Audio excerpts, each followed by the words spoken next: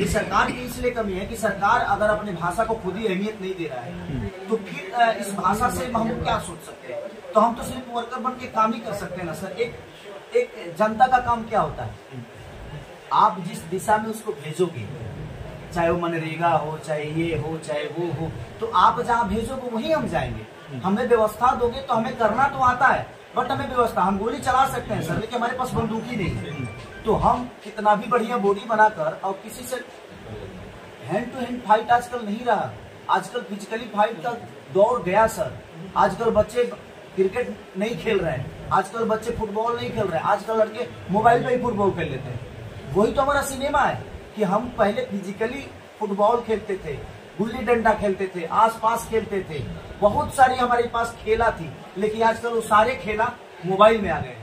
इसलिए बच्चे physically strong नहीं हो पा रहे हैं। नहीं, हम बात करेंगे मल्टीप्लेक्स सिनेमा की, ताकि जैसे और जो मूवी होते हैं एक मतलब शहर में 3-3, 4-4, 5-5 मल्टीप्लेक्स में लगते हैं, लेकिन भोजपुरी सिनेमा सिर्फ और सिर्फ आनंद मंदिर ही में ही लगा है। मैं वही चीजें कह रहा हूँ कि सरकार अगर अपने भाषा को अहमियत दे दे तो मुझे लगता है कि हम क्या बोले आपसे कि हम एक दिन में मात्र 22 सिनेमा हॉल में, अभी बिहार में सिर्फ लगी है 22 सिनेमा, यूपी छोड़ के, तो हम सिर्फ 22 सिनेमा हॉल का रिकवरी हम 10 लाख रुपए एक दिन में कमा लिए सर।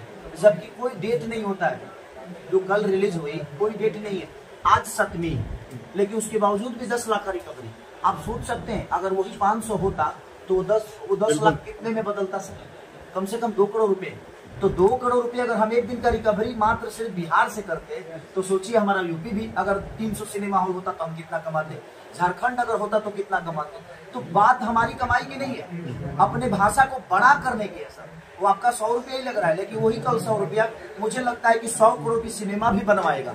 तो हमारे पास व्यवस्था होगी, दुकान होगी बेचने की, तभी हम बेहतर प्रोडक्ट को दुनिया को बेच सकते। तो हमारे पास बेहतर दुकानें कम है और कम दुकान में हम सब करें तो क्या करें, हम भी मजबूर हैं। हमारा काम एक्टिंग करना है। अगर जितने भी मल्टीप्लेक्स हैं, ज्यादा से ज्यादा मुझे यूपी बिहार में कम से कम 40 से 45 मल्टीप्लेक्स होंगे। अगर एक शो अगर हमें मिल जाए कि नहीं भाई मल्टीप्लेक्स में भोजपुरी लगाना होगा आपको, कम से कम एक ही शो चलाओ, लेकिन चलाओ। जैसे कि महाराष्ट्र में, महाराष्ट्र सरकार में जितने भी मल्टीप्लेक्स है सर, वहां पे महाराष्ट्रियन मूवी एक स्क्रीन लगती है और एक शो दिखाया जाता है, क्योंकि वहाँ सरकार सक्रिय है, वहाँ की सरकार अपनी भाषा को बड़ा करता है।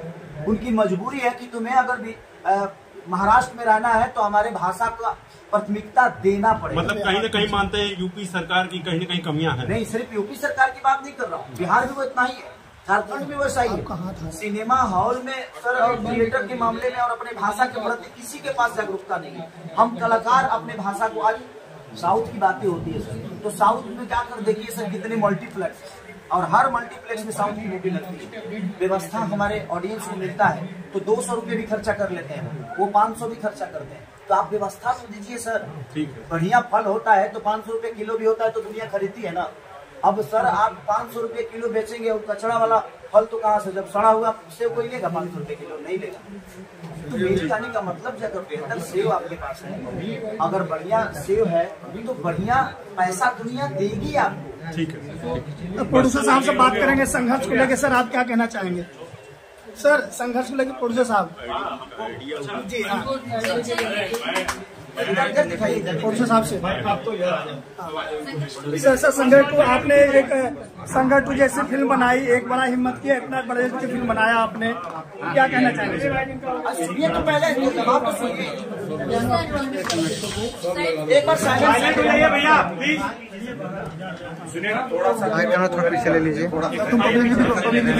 चलेगा, सर कह रहे थे आप एज ए प्रोड्यूसर संघर्ष जैसी बड़ी फिल्म बनाते हैं, करोड़ों खर्च करते हैं, क्या कहना